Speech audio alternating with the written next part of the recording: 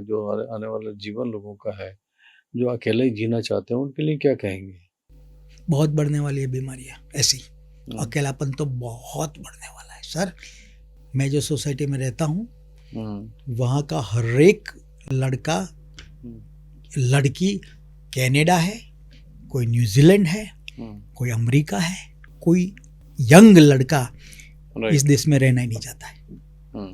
और इसके जिम्मेवार मैं भी हूँ, क्योंकि मैंने ऐसी कैसी सिस्टम उसको दिखाई इंडिया की कि उसको लगा कि मेरा भविष्य इंडिया में नहीं है। नई पीढ़ी को भ्रष्टाचार पसंद नहीं है, दम्भ ढोंग पसंद नहीं है। हम सब दम्भी आदमी है सर, ढोंगी आदमी है। बोलते क्या है, करते क्या है। बोलते ये है, करते ये है। दोहरी जिंदगी उनको नहीं। तो पूरे अकेला, loneliness is the biggest disease.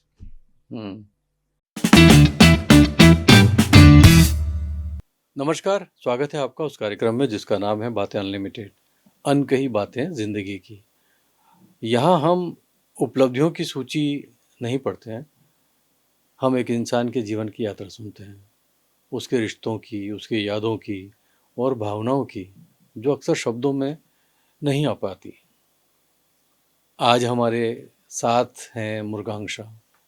मृगांक्षा एक ऐसे रचनात्मक व्यक्तित्व हैं जिनकी पहचान कई रूपों में सामने आती है। वे लेखक हैं, कवि हैं, नाटककार हैं, फिल्म लेखक हैं और निर्माता भी हैं। गुजराती रंगमंच और सिनेमा में उनकी रचनात्मकता ने एक खास जगह बनाई है। गुज्जू भाई द ग्रेट और सुपरस्टार जैसी फिल्मों की सफलता से लेकर कविता और लेखन की दुनिया तक उन्होंने अपनी संवेदनशीलता से और विचारों से लोगों को प्रभावित किया है। लेकिन आज हम उनके काम से आगे बढ़कर मृगांक्षा नाम के उस इंसान से मिलेंगे जिसके भीतर यादों, रिश्तों और अनुभव की एक पूरी दुनिया है।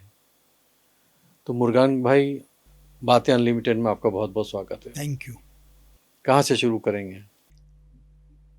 शुरू बचपन से करें।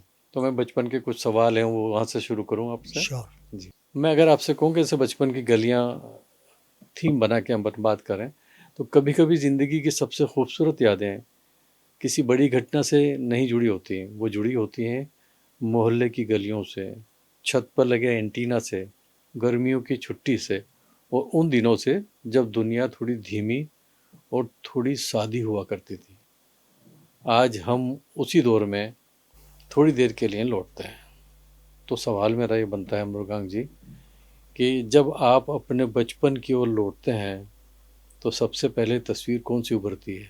नफीस खान साहब, मेरा बचपन बहुत खराब था जी। बहुत वल्नरेबल था। मेरी मम्मी वर्किंग वुमन थी जी। तो मेरा जन्म हुआ और उसी वक्त 1-2 महीने में मम्मी ने फिर गर्भवती हो गई मम्मी। तो मुझे कहाँ रखे, क्योंकि वर्किंग वुमन, 2 बच्चे। तो मेरी मौसी थी विद्यानगर में, वहाँ मुझे भेज दिया। खाली मैं कितना 1 बरस का हूँगा तब। अभी मौसी मेरी माँ बन गई। अच्छा। मुझे तो 3-4 साल तक पता ही नहीं चला कि माँ है ये कि मौसी है। तो मेरी माँ बन गई मौसी। अरे अभी क्या प्रॉब्लम हुआ कि जब मुझे पता चला कि ये तो मेरी माँ नहीं है, मेरी मौसी है। माँ तो वडोदरा है, मैं तो विद्यानगर रहता था। तो कॉन्फ्लिक्ट शुरू हुआ। मैं यहाँ आता था बड़ौदा में तो मुझे मौसी की बहुत याद आती थी। मैं विद्यानगर जाता था तो मुझे लगता था कि नहीं, ये तो मेरी माँ तो वहाँ है, ये तो मौसी है। इतना बड़ा कॉन्फ्लिक्ट मेरे अंदर चला कि मैं बचपन में ही टूट गया था। मेरे पापा ने मेरे पापा अभी देहांत अभी 2-3 साल पहले ही हुआ है जी। वो जब भी आए थे तब मुझे एक बात कह के गए कि बेटा कभी मैंने देख लिया, मेरे पिताजी ने कहा कि मैंने देख लिया, कभी अपने संतान को दूसरी जगह नहीं भेजना चाहिए। तो क्या हुआ सर कि मैं विभाजित हो गया, और वो विभाजन ऐसा चला कि फिर सब चीज़ में विभाजित हो गया। मैं यहाँ हूँ तो मेरा मन वहाँ लगता है, मैं वहाँ हूँ तो मेरा मन यहाँ लगता है। तो एक जो जर्नी शुरू हुई तो स्टेबिलिटी नहीं आई, अभी भी स्टेबिलिटी नहीं है। अच्छा। हाँ, ये वल्नरेबिलिटी है मेरी। दूसरे लोगों के का जैसा बचपन जाता है एक स्टेडी, मेरा वैसा नहीं गया नफीस का। कहने में मुझे थोड़ी दिक्कत होती है, मगर ये कैसा हुआ मेरे साथ कि भाई माँ के पास हो तो मौसी याद आवे, मौसी के पास हो तो माँ याद आवे। फिर उसका एजुकेशन में भी ऐसा हुआ नफीस खान साहब। मैं पहले आनंद पढ़ा, अच्छा, फिर वहाँ मेरा मन नहीं लगा, तो मैं एक्सपेरिमेंटल स्कूल में यहाँ पढ़ा, वहाँ मेरा मन नहीं लगा, तो मेरे जीवन साधना में पढ़ा, वहाँ मेरा मन नहीं लगा, तो मैं प्रताप स्कूल में गया।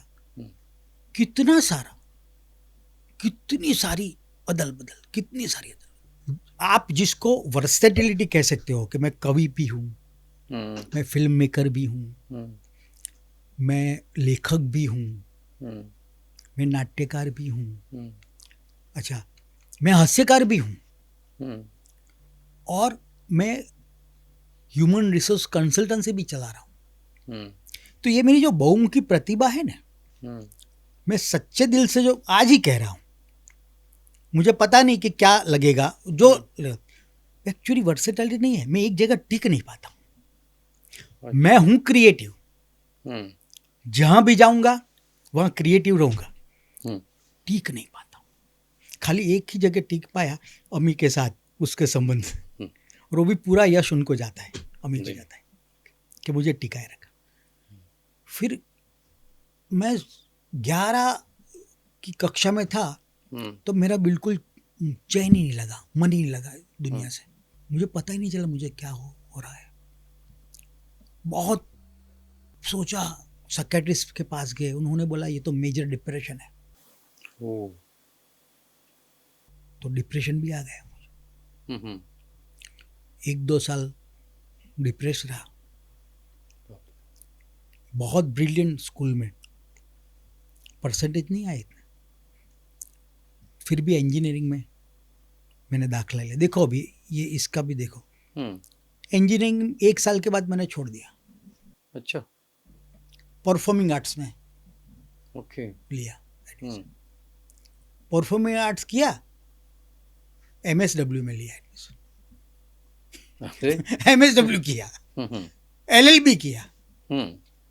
अच्छा, फिर जब कुछ करने का ये आया तो नाटक के विषय में सोचने लगा। MSW किया तो जनरली HR का फील्ड है ना। हाँ बिल्कुल। तो जाता है ह्यूमन रिसोर्स की से करते हैं। मेरी वाइफ भी MSW थी, मेरे साथ एक किया, तो उसने भी एक HR कंसल्टेंसी खोली। मैं फिल्म के लिए मैं हीरो बनने गया। अच्छा, हाँ, मुंबई। भाई मैं मुंबई 2 बरस में कुछ कर नहीं पाया, क्योंकि मैं 93 की बात करता हूँ। अच्छा, तब सीरियल इतनी ज़्यादा नहीं आती थी। करके मैं वापस आया तो मार्केटिंग करने लगा मैं, मेडिकल इक्विपमेंट्स का, और हम जोरदार मार्केट यहाँ बनाया मैंने। अच्छा, फिर मुझे लगा नहीं, मुझे अब फिल्म बनानी है, तो मैं फिल्म बनाने लगा। तो 2 फिल्म मैंने बनाई। अच्छा, 2010 में मैं अमेरिका गया, तो वहाँ शावर लेता था, तब 2-3 पंक्तियां मुझे आ गई शावर में। अचानक साहब, तब से मैंने कविता लिखना शुरू किया। कितनी कविता लिखी? 4000 कविता। बहुत 4000 कविता। और फिर मुझे लगा कि नहीं, ये तो लंबी कविता है, मुझे एक ही लिटी में पूरा एक्सप्रेस करना है। तो हाइकू होता है ना, हाइक्यू, उस तरह से मैंने स्तंभ कविता लिखी। अच्छा, एक ही लिटी की कविता। अच्छा, मगर उसमें सब आ जाए। एक एक ये बताऊं मैं हम्म, ગુજરાતી में हम्म, કે કોઈ પણ પૈસાદાર માણસ એવું કહે કે આ બધી પરસેવાની કમાણી છે ત્યારે તરત એને પૂછજો કોના. जब कोई पैसादार आदमी ऐसा कहे हम्म, कि ये तो सब पसीने की कमाई है, तब उसको पूछना किसके पसीने की. तो ऐसी तो कितनी 600 लाइन मैंने लिखी. अच्छा. 600. उसको स्तंभ कविता कहते हैं. हम्म, बहुत फ्लक्चुएटिंग. अच्छा, डिप्रेशन आया हम्म, नवीस खान साहब, हम्म, डिप्रेशन में बाहर आया. हम्म, मुझे लगा अभी मुझे डिप्रेशन पे बुक लिखनी है, जो भी डिप्रेस लोग हो उनको हम्म, थोड़ी मदद मिले, इसलिए तो मैंने बुक लिख दी, हवे मने सारू छे. हम्म, आर शेठ ने पब्लिश की, अच्छा. उसकी भी सराहना हो. हम्म, फिर मेरे काव्य संग्रह एक वजूद, हम्म, बिल्कुल अलग प्रकार के काव्य, सटायर्स. हम्म, मैं अभी बैठा था हम्म, ऑफिस में, आपकी लाइब्रेरी छोटी जो बुक्स रखी है ना, जी हाँ. लगी है ना, उसमें मेरी नज़र गई. उसमें मेरी एक बुक है दस्तक, हाँ है. जो वन लाइनर्स की बुक है, खाली वन लाइनर्स. हम्म, तो मुझे लगा कि चलो अच्छा हुआ, आई फेल्ट नहीं, गुड. हम पढ़ते हैं आपको. हाँ. हम्म, तो बहुत फ्लक्चुएटिंग. हम्म, आप ये कह सकते हैं कि पागल, आप ये कह सकते हैं कि क्या यार, एक ठीक मंकी मंकी माइंड, यहाँ से वहाँ, वहाँ से यहाँ, यहाँ से वहाँ. पर फिर मैंने सोलेस लेना, मैंने आश्वासन लेना सीख लिया कि मैं ही नहीं हूँ खाली ऐसा, हम्म, कई क्रिएटिव लोग. मैं आपको एक सच्ची बात बताऊं हम्म, कि जावेद अख्तर ने बोली थी अच्छा. कि आप कविता लिखते हो इसका मतलब ही आप एब नॉर्मल हो. अच्छा. हाँ, एब नॉर्मल लोगों को ही कविता सूझती है, नॉर्मल लोगों को कविता सूझती नहीं. तो जावेद अख्तर साहब ने कहा, हम्म, तो तब मुझे लगा कि चलो एब नॉर्मल होने का ये एक आश्वासन है. राइट. तो ऐसा है, मैं दिल खोलकर आज पहली बार बोल रहा हूँ. अभी मेरा वापस आपको थोड़ा बचपन की ओर ले जाने का मन कर रहा है. अगर मैं आपसे पूछूं कि जैसे आपके बचपन का शहर और मोहल्ला कैसा था, क्या आज भी आंखें बंद करें तो उसकी गलियां याद आती हैं? आती है, आती है, बहुत आती है. टावर रावपुरा, वहाँ शियापुरा नाम का मोहल्ला है, वहाँ मेरे नाना रहते थे. तो मुझको, और मेरे उसके सामने ही बिल्कुल मेरे दादा रहते थे. तो मम्मी पापा वहाँ टकराए रास्ते में, फिर लव हो गया. अच्छा. वहाँ फिर वो प्रॉब्लम भी हुआ सब. हाँ, फिर मेरे मामा थे, वो बीच में आए, समझाया. अच्छा. तो फिर दोनों का लग्न हुआ. तो एक मेरे मम्मी का पियर और सासरा दोनों सामने. अच्छा. तो मैं वहाँ पला हूँ. तो मुझे बहुत याद आता. मैं कभी कभी ऐसे ही जाता हूँ वहाँ, कुछ काम नहीं है ना, तो भी जाता हूँ वहाँ. अच्छा. तब अभी नवीस खान साहब, जो ये मोहल्ला है ना, वो भी नहीं रहा मोहल्ला. वहाँ सब कॉमर्शियल ये बन गया, सब सोसाइटी या उस इस तरफ आ गए. पहले कैसा था? अरे पहले तो इतना अच्छा था मोहल्ला, माने घर पुराने थे, सीमेंट के नहीं लकड़े के थे. तब अछत थी, स्कैरसिटी थी. कैरी आए तो वो हाफूस कैरी लाने की ये नहीं थी दादा को, वो लंगड़ो कैरी लाते थे. अच्छा. वो चूस चूस के हम इतने खुश हो जाते थे. और केला, इतना केला खाते थे. हमको सब ये सब पता ही नहीं था कि केसर, हाफूस, ऐसी कुछ कैरियाँ भी होती है. अच्छा. सफरजन तो खाली कोई बीमार हो तब लाया जाता था. उस वक्त ऐसी प्रथा थी. ऐसी प्रथा थी. और मजे की बात क्या थी मालूम है, वो मोहल्ले में, कि आपके वहाँ सपोज करेला का शाक बना है, मेरे वहाँ करेला का शाक बना है, मुझे नहीं पसंद, मुझे दाल भात खाना है, तो दूसरी जो मेरे पड़ोसी है वहाँ हम कोई बता के नहीं जाते, सीधा जाते हैं, दाल भात खा के आ जाते हैं। इतनी फ्रीडम थी। आज तो ये करना थोड़ा झिझक लगता है। मारा मारी भी बहुत होती थी। अच्छा, क्यों? नाम भी बहुत बना देते हम। अच्छा। दीपू डस्टर, मेरा नाम पिंकू था। अच्छा। पिंकू गगो, अच्छा। तो सब पिंकू ना, नहीं वो डस्टर कहाँ गया, वो गगा अभी तक क्यों नहीं आया। अच्छा, एक दो लड़के का नाम टीना था, टीना। अच्छा। तो एक मोटा टीना, एक नाना टीना। ओके। ये ऐसा करते थे। फिर क्रिकेट खेलते थे, वो भी क्या स्टम्प बम नहीं साहब, बीत है, उसमें दौड़ दिए स्टम्प। अच्छा। ड्रॉ कर दिए, तो सामने से बॉलिंग। तो हमसे थोड़े बड़े लड़के बॉलिंग डालते थे तो हमको तो लगता था यार क्या बॉलिंग कर रहा है, क्या बैटिंग कर रहा है, राइट, इसको तो इंडियन टीम में होना चाहिए। ऐसा लगता था। हाँ, उस वक्त ऐसा था। हाँ, मुझे पढ़ाई का बहुत शौक था पहले से, बहुत पढ़ता था। अच्छा। अभी भी पढ़ता हूँ। एक बुक तो चालू ही होती है मानी, एक पूरी हुई दूसरी शुरू हुई। तो तब तो चित्रलेखा का बहुत जमाना था, आपको पता है? हाँ, बिल्कुल बिल्कुल।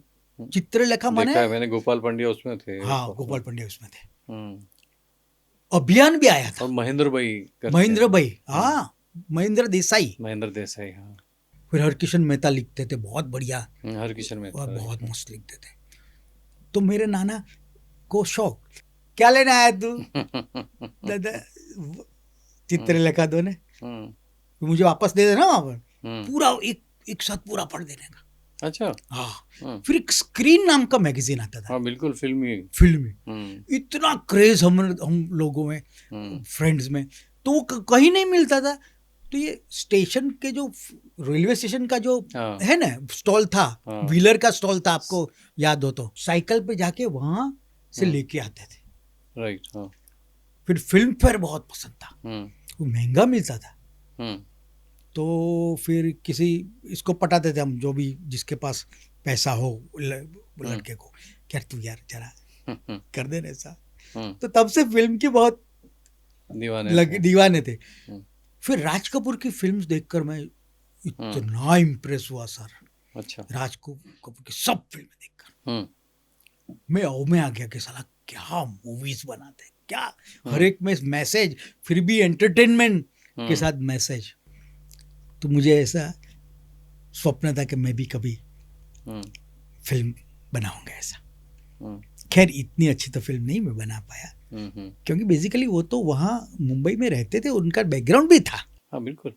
मोहल्ले में क्या होता था सर, प्रेम संबंध बहुत हो जाते थे।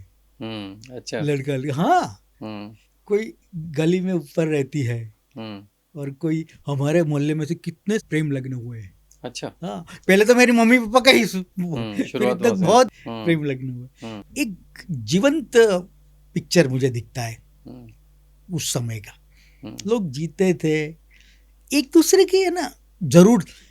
सर ऐसा क्या हुआ पता है आपको कि अभी इकोनॉमिक इंडिपेंडेंस आ गई ना, तो एक दूसरे की जरूर नहीं रही। अच्छा, माज प्रेम टके छे એ કુદરતનો કાયદો છે, ગરીબ હોવાનો આ તો સૌથી મોટો ફાયદો છે। स्कैरसिटी हो ना तो संबंध टिकते हैं, अमीरी में नहीं। हाँ, जब पैसा आ गया ना तो जरूर नहीं पड़ती है ना। पहले क्या था, लग्न है सपोज मोहल्ले में, तो कहाँ वाड़ी थी एक दो, ऐसा कहाँ था कि सब मिले। अरे लग्न माने सब आए, सपोज रिश्तेदार, तो एक नेबर के मेरे पास मैं रखूंगा, दूसरा मोहल्ले के मैं रखूंगा। अच्छा, फिर वो गद्दे बद्दे तो वो सब देते थे आपस में। माने पूरा हमारे वहाँ लग्न है तो पूरा मोहल्ला तैयारी करता था, वो स्पीकर विकर डालता था। और तो तब पैसे नहीं थे तो सब मिलजुल के, प्रेम बहुत था। अभी ऐसा नहीं रहा, तो पैसे आ गए इसलिए। अब इसमें मैं ये नहीं बोलूँगा कि बुरा हुआ या खराब, पर ये हकीकत है। अभी कोई अपना घर में से कोई डेथ हो जाए तो आदमी बहुत जल्दी स्वस्थ हो जाता है, उसका रिलेटिव। देखना आप, हम्म, पहले तो अपना कोई मर जाए तो महीनों तक माता इसकी असर रहती थी। हम्म, अभी तो एक आध अठवाडिया, एक आध वीक ठीक है, कि एकदम नॉर्मल हो जाता है। वो भी मैं इससे ये करता हूँ कि इंडिपेंडेंस है कि इकोनॉमिक इंडिपेंडेंस, हम्म, माने कोई नहीं रहा तो कोई फर्क ऐसा नहीं गिर पड़ता। तब तो कोई नहीं रहा और वो भी पुरुष नहीं रहा घर का, तो कैसे चलेगा। ये जिंदगी की हाँ, सच्चाई भी है, सच्चाई भी। सच्चाई है। हाँ हाँ। लेकिन आप कैसे देखते हैं इन चीज़ों को? मैं ख्याल से ये सवाल कैसा रहेगा मुझे पता नहीं है, नहीं लेकिन आप कैसे देखते हैं आप? जैसे जब गरीबी थी तो प्यार था, अमीरी आ गई तो अब ज़रूरत नहीं है, तो उस वक्त क्या प्यार ज़रूरत था या? नहीं, ऐसा नहीं था हम्म, जरूरत। पैसे की स्कैरसिटी थी, हम्म, तो उससे ऐसा नहीं मैं बोलता हूँ कि इसलिए ही प्रेम हम्म, था, ऐसा नहीं था। एक कलेक्टिव हैप्पीनेस की भी भावना थी अच्छा, कि आदमी basically we are social animal. हम्म, नफीस खान जी, मुझे आपकी जरूरत पड़ेगी ही, हम्म, इसलिए नहीं कि हमारा कुछ स्वार्थ है, हम्म, मगर द मोमेंट हम दोनों मिलेंगे ना, तो हमारे जो फ्रंटल लोब है ना, हम्म, अभी हम जब बात करते हैं नफीस जी खान जी, साहब, राइट, हाँ, अभी जो हमारा सिटी स्कैन हो ना, तो पता चलता है कि हमारा जो फ्रंटल लोब है हाँ, वैसे करंट ये करेगा, हम्म, नहीं है तो नहीं ऐसा होगा। राइट सर, तो एक जो जुड़ता है ना, कुछ जुड़ता है, दिखता नहीं है मगर कुछ जुड़ता है, तो जी, आदमी को अच्छा लगता है। हम्म, अभी आप हम बात कर रहे हैं, एकदम इनफॉर्मल बात कर रहे हाँ, हैं, राइट राइट, हैं? पर कितना मजा आता है, इस कितना मजा इस आता है। प्रोग्राम का मकसद भी यही है। वही तो, कितना मजा आता है। ऐसा कुछ एजेंडा लेके तो हाँ, प्रोग्राम नहीं है बिल्कुल कोई। नहीं, हाँ, हम्म, तो इसलिए इसकी मजा है। हम्म, तो बचपन में ऐसा ही था हम्म, सब।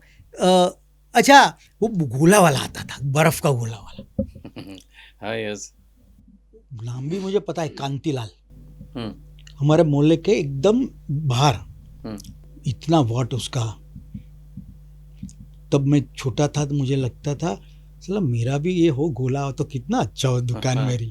हाँ, तो 30 पैसे का गोला हम्म, और 15 पैसे का छोटा गोला, हम्म, तो भी 30 पैसे का कभी कभी खाने को मिलता था, तो वो आइसक्रीम से भी बहुत बढ़िया था। गोले की जो बात थी हम्म, वो आइसक्रीम में नहीं मिली, क्योंकि पता नहीं, अभी छोटे थे और इतना ये एफर्ट नहीं कर।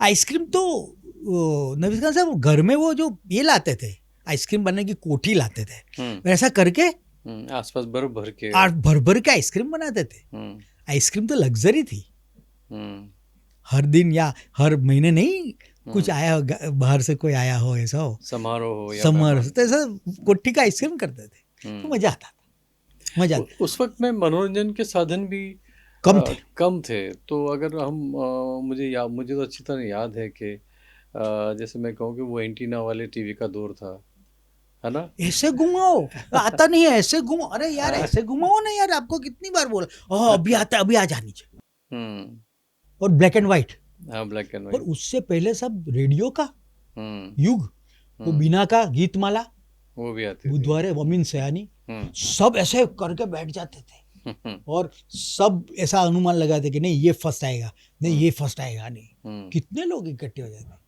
मुझे रेडियो हमेशा टीवी से ज्यादा अच्छा लगा है। क्यों पता है निशान साहब, कि रेडियो में है ना, आप कल्पना शक्ति, आप कल्पना कुछ कर सकते, क्योंकि आपको दिखता नहीं है ना, तो आपका मगज चल, क्या वो बोलते हैं, तो मेरे को कल्पना करनी पड़ती। सपोज कॉमेंट्री चल रही है कि उसने डाला और गावस्कर ने स्क्वायर कट मारा और ये 4 रन, तो तब मुझे ये विजुअलाइज करना पड़ता था। टीवी में क्या हुआ, विजुअलाइजेशन ही नहीं है कुछ, तो आदमी पोटैटो काउच हो गया। पोटैटो काउच माने बस ऐसा जो ऐसा बैठ के खाली खाली जो भी आए वो खाली खोपड़ी में भरने का नहीं, वहां मगज चलाना पड़ता था रेडियो में, रेडियो के जमाने। हाँ, क्योंकि कल्पना करनी पड़ती थी ना, ये 4 रन कैसे, स्क्वायर कट कहाँ, तो उसकी मजा थी। मुझे तो अभी भी ऐसा लगता है रेडियो की बहुत मजा थी। अब ऐसा ही हो सकता है कि सब मिलके, दोस्त मिलके सुनते थे, वो भी मजा हो। तो फिर टेलीफोन आया एक घर पे, अरे राइट। साहब क्या रुआब साहब। रुतबा था वो भी। तो वो पार्टिस बोले मुझे मेरा आएगा फोन, मुझे जरा देना ना, रात को नहीं आएगा, आपको नहीं डिस्टर्ब। ये 4-5 जन कह जाते। मैं लगभग 7th में था, तो चेतक स्कूटर आया सब 10 बरस पहले बुक किया था चेतक स्कूटर। तो मैं तो बड़ौदा का बादशाह हूँ, ऐसी मुझे फीलिंग हुई थी सर। अच्छा। तो चेतक माने बजाज का चेतक माने क्या, क्योंकि पापा सुवेगा चलाते थे। आपके सुवेगा देखा आपने, ल्यूना देखा है आपने? बिल्कुल। हम 5 जन जाते थे। मृगांक भाई, हम बात कर रहे थे बचपन की, बहुत सारी ढेर सारी दिलचस्प बातें बताई आपने कि बचपन कैसा होता था। मेरे भी कई सारे सवाल थे, लेकिन आपने एक ही जवाब में कम से कम 3-4 सवालों का जवाब दे दिया। मैं कह रहा था कि बचपन में शामें कैसे गुजरती थी, वो भी आपने बताया। बचपन के दोस्तों की बात करें तो आज भी कोई ऐसा दोस्त है जिसका नाम लेती आपके चेहरे पे खुशी आ जाती? एक ही हम मोहल्ले में रहते थे, और जब हम कारेली बाग आए तो एक सोसाइटी में नहीं, पर एकदम क्लोज सोसाइटी में रहता था। फिर मैं आई थिंक 2006 में मैं यहाँ कोटा रहने आया। अच्छा। तो वो भी अभी 5 मिनट के दूर पे रहता है। अच्छा। नीरज भाले मेरा फ्रेंड है। उनके साथ कोई यादें? अरे बहुत कोई याद बातें है, बहुत याद है उसके साथ, उनके साथ। उसका लड़का है, हम 4 का एक लड़का है। बेसिकली हम तो चाइल्डलेस बाय चॉइस है, पर उसका जो लड़का है वो हमारा लड़का है, एक बहुत बड़ी कंपनी में डायरेक्टर है। अच्छा। कैरियर वाइज बहुत ये है, मुलाकात होती है उनसे। मगर फिल्म का शौक है ना, तो हमको दोनों को ना अच्छा है। वो इसके पास तो उतनी माहिती होती है, इंफॉर्मेशन लेटेस्ट फिल्म की। मैं तो कभी उसे बोलता हूँ कि तू एक कॉलम शुरू कर, पर उसको टाइम नहीं है अभी, क्योंकि वो तो इतना बिजी रहता है। तो उसके साथ बहुत याद है, उसको भी पढ़ने का बहुत शौक था। अच्छा। तो हम पढ़ते थे, दूसरे के एक्सचेंज करते थे। स्कूल में हम साथ थे। वो धमाल वाला नहीं था, वो शांत था, मगर वो मेरी धमाल को एक ही आदमी समझ सका, वो नीरज। मैं अभी भी बोलता हूँ कि एक आदमी जिंदगी में मैं कुछ बोलूँ नहीं फिर भी मेरी मन की बात समझ जाए, वो है नीरज। आज उसे कुछ कहना चाहेंगे? शायद हमारे कार्यक्रम देख रहे हो।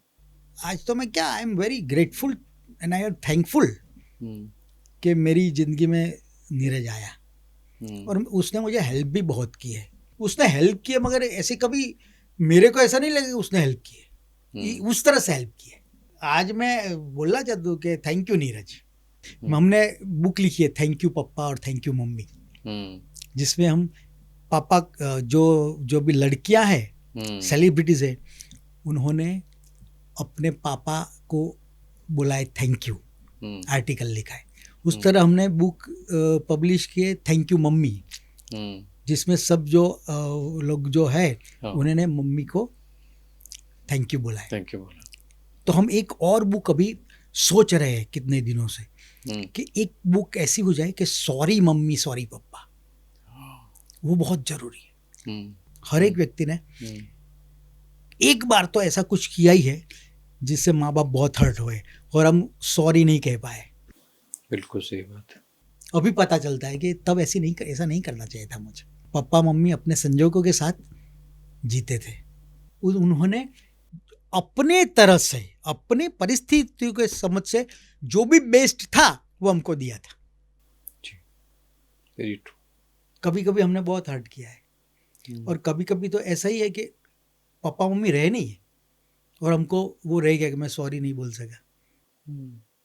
ऐसा दुख रह जाता है, ऐसा दुख रह जाता है। तो पुस्तक में क्यों ना उसको, और दुख रह जाता है। फिर कोई ऐसे कार्यक्रम होते भी नहीं है जैसे हमारे, कोई पूछता भी नहीं है, कोई पूछता ही नहीं। मैं भी बहुत कुछ कहना चाहता हूँ, मगर कोई पूछे तो सही मुझसे, पूछे तो सही। वो बात दबी की दबी रह जाती है। आज अगर आपको ऐसा कुछ याद आ रहा हो अपने माता पिता के लिए, किताब निकलने से पहले, क्या आप कुछ कहना चाहेंगे? मुझे याद आता है मैं है ना, मुझे इंजीनियरिंग में एडमिशन मिला था यहाँ बड़ौदा में, और विद्यानगर में मिला था। वह अच्छी ब्रांच में मिला था मुझे। जी। मेरे पापा ने मुझे नहीं जाने दिया। तब मैं इतना क्रोधित था और मैंने बहुत पापा को कुछ अनशन बोला था। कितने 2-3 साल तो मैं उनसे बात भी नहीं करना। अभी मुझे पता चलता है, नमस्कार साहब एक बात बताओ, आपका लड़का है वो एक जगह कुछ कर ही नहीं पाता है, यहाँ से वहाँ, वहाँ से वहाँ, इंटेलिजेंट है, वहाँ से वहाँ, वहाँ से वहाँ, एक जगह तो कोई भी आपको ऐसा लगेगा ना कि तू भी, मुझे लगता है कि तू वहाँ से भी हट जाएगा। और मैंने ऐसा किया ही ना, ये छोड़ के ये किया, तो क्या उन्होंने उनको ऐसा पता था? वो तो सही थे। जब हरीलाल गांधी, उसके पता है आपको हरीलाल? तो हरीलाल को कोई हक नहीं है गांधी को गाली देने का। उसकी सब, कब उसकी दिमाग घूम गया, कब वो विरोधी हो गया मालूम है? जब गांधी जी ने एडवोकेट बनने के लिए अफ्रीका उनके कोई अच्छे फ्रेंड के लड़के को भेजा, हरीलाल को बस ये हो गया कि मैंने बोला था, मुझे ना बोला था। अरे भाई, तू 10th भी फेल है और तूने कितना कुछ नहीं किया, तू कैसे एडवोकेट बनेगा? वहां जाके क्या, तो कौन बनेगा? तो हरीलाल बोला अन्याय हुआ। अन्याय, कोई अन्याय नहीं। कोई भी माँ बाप, नफीस खान साहब, मैं फिर से बोल रहा हूँ, अपनी परिस्थिति, अपनी संजोगों के साथ जो भी करता है वो अपने बच्चों के लिए बेस्ट ही करता है। और दूसरा, वो भी आदमी है, वो भी मानवीय है, वो भी अधूरे है, उनसे भी कुछ भूल हो जाती है, हमसे नहीं होती। तो सॉरी कहना चाहिए। तो कह दो आज मैं बोल रहा हूँ, पापा सॉरी, मम्मी सॉरी। मम्मी को भी मैंने बहुत दुखाया है, मम्मी को भी बहुत दुखाया। आज कभी याद आते हैं जब भी कोई पापा मुश्किल, बहुत याद आते हैं मुझे। मुश्किल में होते हैं तो? नहीं, मुश्किल नहीं, ऐसे भी मुझे सपने में भी बहुत आते हैं। है नहीं, अभी 2 बरस हुए अमेरिका में उनका देहांत हो गया। मेरे पापा का मौत का स्वीकार बहुत अजब था, गजब था जी। वो जब डेथ बेड पर थे, मैं वहां नहीं था। अच्छा। वीडियो कॉलिंग, तो मुझे बोला कि अच्छा, ऐसा बोला, और 3 घंटे में वो गुजर गए। वो पाइप सब लगाई थी सर, यहाँ से वहां से वहां से। पर मौत का स्वीकार था। जब हम छोटे थे हमको बोल दिया था उन्होंने कि मैं कभी बीमार पड़ूँ या बहुत ये हो तो मुझे सरकारी हॉस्पिटल ले जाने का। अच्छा। हाँ, यहाँ वहाँ नहीं ले जाने का, जो भी होगा चलेगा। वैसे ही जिए, वैसे अपने मजा से जिए, अपने मजा से मारे। आनंदी थे, बहुत आनंदी। मैं भी आनंदी था। मेरा पूरा उन पर ये मेरा स्वभाव हो गया है कि कोई बात इतनी सीरियसली नहीं लेने की। मैं ना नफीस खान साहब कोई बात बहुत सीरियसली नहीं ले सकता हूँ। अच्छा। नहीं ले सकता हूँ। अब इसको कुछ वीकनेस बोलो या पता नहीं। मतलब वो मोहल्ले का नेचर नहीं रहा कि उस वक्त कोई गुजरता था तो महीनों मातम रहता था। हाँ, आप भी आज इस युग के हो गए। हाँ, आप इस युग का पूरा असर चढ़ गया। चढ़ गया, सही में कबूल करता हूं। एक चीज थी वो चली गई तो कोई बात नहीं, चली गई।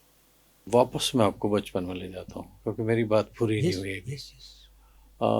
मुरगान भाई, आपको अगर मैं कहूँ कि अगर आज अचानक आपको अपने बचपन की एक शाम फिर से जीने का मौका मिले तो आप क्या करना चाहेंगे? बस मैं वो मोहल्ले में वापस जाऊंगा, मेरे फ्रेंड्स के साथ क्या करेंगे बैठूंगा, आप? बातें करूंगा। क्या करेंगे? क्या रह गया जो वापस वहां जाके करेंगे आप? क्या रह गया कि तब ऐसा पता नहीं था कि एक बार मोहल्ले से दूर जाएंगे फिर मिल पाएंगे कि नहीं, फिर नहीं मिल पाए। मेरे एक जो फ्रेंड है उससे मिल, दूसरे कई सारे फ्रेंड है, वो हमें नहीं मिल पाए। ऐसे कौन कौन से मित्र हैं जिनसे मिल नहीं पाए आप? बहुत उनको सारे नाम से याद करें तो आज। हाँ, एक संजीव नाम का लड़का था, एक टीना था, छोटा टीना था, एक मुकेश था, एक कमलेश था, अभी तो नाम भी भूल गया। एक भिखू था वहाँ, है ना। हमारी जो मोहल्ला था उसके बस एक उसके एकदम नज़दीकी मराठी मोहल्ला भी था। अच्छा। तो मराठी दोस्त भी थे। तो अभी तो कहाँ है वही पता नहीं है। तब, है ना, वो हमारे मोहल्ले के बहुत सारे लड़के खो खो खेलने जाते थे। बड़ौदा की टीम में थे और कई कई प्रतिस्पर्धा जीत कर। ये जो भुतड़ी जापा है ना, हाँ। वो एक मोरे सर थे और एक यादव सर थे, मुझे इतना याद है। अच्छा। वो खो खो के बहुत निष्णात थे, तो खो खो खेलने बहुत जाते थे।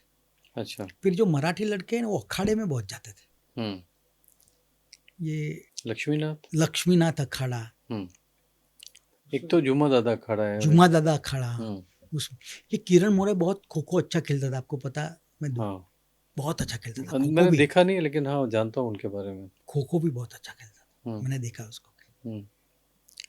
तो ये लोगों के साथ मैं वापस जाऊंगा। मैं छोटा था तब खो खो की एक टूर्नामेंट थी, उसमें मैं देखने गया था। मुझे बोला गया कि किरण मोरे है, बहुत अच्छा खो खो खेलता है। तब क्रिकेट की कुछ बात ही नहीं थी। अच्छा। हाँ, मेरे साथ बहुत ऐसा इंसिडेंट हुआ है सर। सलीम खान साहब है ना, राइटर, ये सलमान के फादर। हाँ। तो एक उनके कोई दोस्त थे, वो मेरे भी दोस्त थे। अच्छा। मुझे बोले चल सलीम खान के वहाँ जाते हैं। ठीक है, तो मैं वहाँ गया तो कुछ क्रिकेट मैच चल रही थी। एक लड़का बैठा था, वो देखता था। अब वो तो सलीम खान को मिलने गए मेरे दोस्त। मैंने सोचा 2-5 मिनट इससे बात करता हूँ। तो बात किया, बोला ये नहीं, ये टीम जीतेगी नहीं, ये अच्छा है, ऐसा करके फिर मैं सलीम खान के वहाँ गया। फिर बरसों हो गए। अचानक मैंने प्यार किया एक फिल्म आई, तो मैंने देखा ये तो यही लड़का था जो वहाँ बैठा था, सलमान खान। वैसे ही मैं जब स्ट्रगल कर रहा था फिल्म इंडस्ट्री में, एक्टर बनने के लिए गया, तब मैं ईगल फिल्म्स के ऑफिस में गया। वहाँ क्या है, अपना पिक्चर फोटोग्राफ्स जो है वो दिखाना है, कुछ बोला है तो ठीक है। तो वहाँ एक लड़का बैठा था, वो भी इंतजार कर रहा था। अब वो भी करे इंतजार, मैं भी इंतजार करूँ। बात है कि कहाँ से, वो बोले मैं दिल्ली से हूँ। कुछ वर्ष के बाद पता चला कि तो शाहरुख खान था। अच्छा। तो ऐसा बहुत हुआ है, ऐसे ऐसे लोगों से ऐसे मिल जाते हैं, मुलाकात हो जाती है। बड़े हो जाते हैं, स्कूल कॉलेज में जाते हैं, तो स्कूल कॉलेज की बहुत सारी यादें होती हैं कि स्कूल कॉलेज के साल अजीब होते हैं। हाँ। कभी दोस्ती के सबसे खूबसूरत साल, कभी सपनों के सबसे बेचैन साल। कई बार तो ये तय हो जाता है कि ज़िंदगी हमें किस दिशा में ले जाएगी। अब सवाल ऐसा बनता है मृगांक जी के स्कूल के दिनों में आप कैसे चाहते थे? शांत, शरारती या हमेशा कुछ नया सोचने वाले? नया सोचने वाला, शरारती, बिल्कुल शांत नहीं। एक लड़की के प्रेम में पड़ गया था मैं 10th 9th में। अच्छा। तो वो लड़की रहती थी दांडिया बाजार, और तो मैं क्या करता था, मेरे पास साइकिल थी, तो उसको देखने के लिए मैं साइकिल में से हवा निकाल देता था। अच्छा। और फिर उसके घर के नीचे वो एक साइकिल वाला था, तो मैं बोलता था देखने उसका कुछ पंचर पड़ गया है, पंचर। मैं ऐसा देखता रहता था, वो आएगी बाहर क्या, वो आएगी बाहर। शरारती तो बहुत था मैं। आपको पता है कि ऐसे स्कूल में ऐसा था कि सोम से शुक्र दोपहर की स्कूल। अच्छा। और शनिवार को सुबह की 7 बजे से 12 बजे तक शनिवार। मेरे से उठा ही नहीं जाए 7 बजे सर। अच्छा। हाँ, 7 बजे की स्कूल शुरू, जैसे सभी बच्चे होते हैं। हाँ, मेरे को, मैं 8 बजे ही पहुंचूं। 1-2 बार तो सर ने ये किया, नोटिस जाने दिया। तीसरी बार फिर प्रिंसिपल ने बुलाया, समझाया, बेटा देखो सब लोग 7 बजे आते हैं, खाली तू ही 8 बजे आता है। मैंने क्या बोला मालूम है सर, मेरे लिए वेट नहीं करने का, स्कूल चालू कर देने की। इतना मेरा वो आ रहा था। फिर 10th में मैंने कुछ धमाल की थी, कुछ टामेटा फेंका था। अच्छा। कुछ लेडीज हमारी सर थी, बहुत हंगामा हो गया था। फिर प्रिंसिपल ने बुलाया, तो जब तेरे पापा को लेके आ चल। अच्छा। तो मेरे पापा आए, प्रिंसिपल बोले मेरे पापा को, देखो ये तुम्हारा लड़का बहुत शरारत करता है, उसको बोल देना। हम्म। पापा ने बोला वो तो घर में भी शरारत करता है, आपको बुलाता हूँ। हम्म। आप जानो। हाँ अभी आप जानो, तो घर में भी करता है। हम्म। मेरा मैं पढ़ने में बहुत इंटेलिजेंट है सर। अच्छा। और 10th में नहीं 9th में, आपको पता है रूमी मिस्त्री के ऐसे कोई बहुत अच्छे प्रोफेसर थे। अच्छा। वो क्विज कंपटीशन करते थे, हम्म। कौन बनेगा करोड़पति का बहुत स्मॉल वर्जन करते थे। अच्छा। हर एक स्कूल के जनरल नॉलेज आपका कितना है वो हम्म। कंपटीशन करते थे। उसमें मेरा फर्स्ट आया था। मतलब पढ़न तो किस्म के थे, तो ये सब चीजें आपको याद रह जाती थी। याद रह जाती है।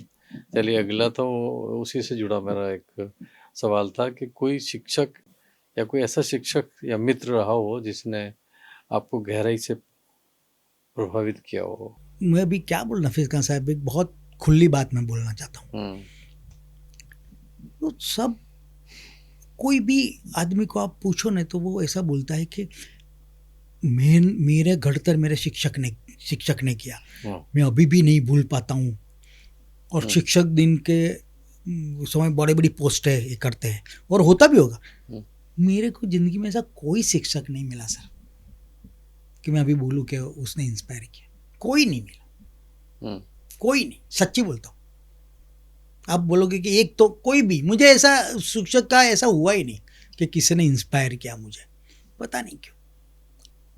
हाँ लड़कों एक इंस्पायर किया, आप दोस्त बोलते हैं, तो मेरा एक दोस्त है योगेश ठक्कर, इतना इंटेलिजेंट था सर, इतना इंटेलिजेंट था। उसके हैंड राइटिंग भी बहुत बढ़िया थे, इलेक्ट्रॉनिक्स इंजीनियर हुआ और सब सफल हुआ। वो मुझे इंस्पायर करता था। अच्छा। यस, पढ़ने में। योगेश ठक्कर ये सुनेगा तो मुझे लगता है मैं उसको बोलता भी हूँ वैसे, जब भी मिल जाएगी। तू अभी बड़ौदा में हो? बड़ौदा में है। तो बोल दीजिए ना उसको। मैं बोल दूंगा कि आप ये देखना। बोल के आप कैमरे में देख के। यस कि योगेश, मैं आपको बहुत अच्छा इंटेलिजेंट समझता था, और आपने मुझे पढ़ने में इंस्पायर किया, तो इसके लिए थैंक यू। दोस्तों, आप देख रहे हैं बातें अनलिमिटेड, अनकही बातें जिंदगी की। और एक धीरे धीरे एक ऐसा प्लेटफॉर्म बनता जा रहा है जहाँ जो हमारे मेहमान होते हैं वो अपने दोस्तों को याद करते हैं। हम एक माध्यम बन रहे हैं, क्योंकि अभी बहुत मसरूफ़ ज़िंदगी में, काम धंधों में, व्यवसाय में, उस आपाधापी में हम रिश्तों से बात करना भूल गए। बताना तो सब चाहते हैं मुरगंग भाई, लेकिन कोई पूछता नहीं। तो वो एक कोशिश हमारी है बातें अनलिमिटेड कार्यक्रम के माध्यम से कि आपसे वो बातें पूछें जो आप तक अभी तक किसी से कही नहीं, या मैं यूँ कहूँ कि किसी ने पूछा भी नहीं। किसी ने पूछा हो फिर भी कही नहीं। अच्छा। पर नफीस खान पूछते तो बोल देता हूँ, क्योंकि इसका पहले से ही मैं घर से ही मैं ये तय करके आया था कि मैं पूरा ओपन होके बात करूँगा, क्योंकि मेरे सामने जो आदमी है ना वो भी इतना ही ओपन है। अपनी जो बातचीत की यात्रा इसको आगे बढ़ाएं तो कॉलेज आ जाते हैं। कॉलेज के दिनों में क्या कभी ऐसा लगा कि जीवन का रास्ता अब शब्दों और रचनात्मकता की तरफ ही जाएगा? लगा। कौन सी वो बात थी कि आपको लगा कि मैं कभी फिल्म का शौक? अच्छा, फिल्म का। तो लगा कि मेरे को एक फिल्म में कैरियर बनानी है, ये सब मेरे लिए नहीं है। अच्छा, इसलिए ऐसा लगा। कई लोगों को लगता है, मेरे को जरा ज़्यादा लगा, क्योंकि लोग पढ़ाई होती है, पास आउट होते हैं, तो सबकी एक एक लक्ष्य होते हैं कि मैं ये बनूंगा या ये बनूंगा, मैं ये करूंगा। आपको ऐसा क्यों लगा कि मैं लेखक बनूंगा या फिल्म में लिखूंगा या फिल्मों में जाऊंगा? मैंने बोला ना, वो जो जब बचपन के थे ना, तब से वो जो रंग लगा था। आपको पता है जिसको फिल्म का बचपन में जो बातें हम सोचते हैं और जो उड़ान भरते हैं और जो सपने होते हैं, वो धीरे धीरे जैसे बड़े होते हैं तो वो कॉलेज तक जाते बदल जाते हैं। पर सर मैं बड़ा हुआ ही नहीं।